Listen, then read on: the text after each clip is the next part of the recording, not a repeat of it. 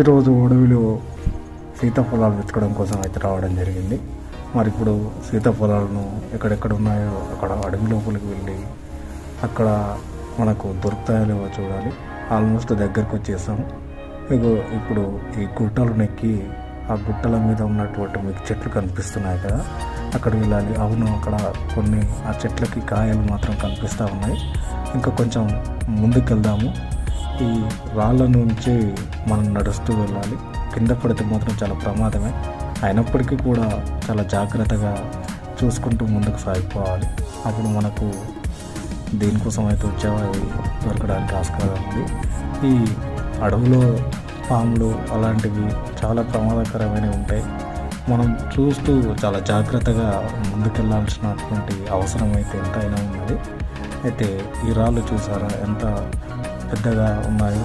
ఇప్పుడు ఈ గుట్టనెక్కి ఇక్కడ కూడా చూసారుగా కనిపిస్తున్నాయి సీతాఫలాలు. ఈ చెట్టుకు చాలా ఉన్నాయి. ఇక్కడ ఆ చెట్టుకున్న సీతాఫలాలను కూడా మనం తెంపే ప్రయత్నం చేద్దాం. ఇంకొంచెం ముందుకెళ్దాం. చూడండి, ఇక్కడ కూడా మీకు కనిపిస్తున్నాయి సీతాఫలాలు. చాలానే ఉన్నాయి. ఈ సీతాఫలం సీజన్ కదా, అందుకే చాలానే కనిపిస్తూ ఉన్నాయి.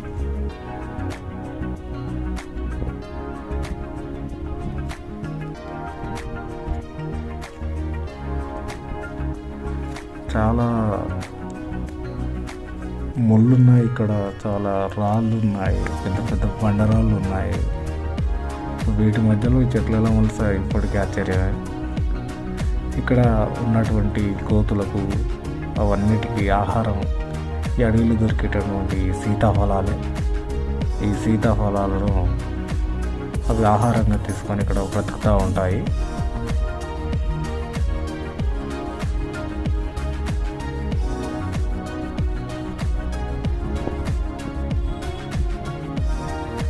ఇక్కడైతే చాలా అంటే చాలా చెట్లు ఉన్నాయి.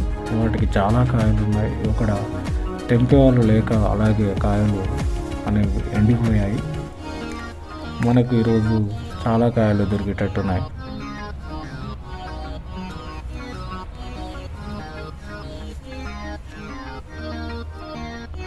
మొత్తం ఇదైతే అంత అడవి ప్రాంతం. ఇక్కడైతే ఎవరు అంతగా లేరు, రారు కూడా.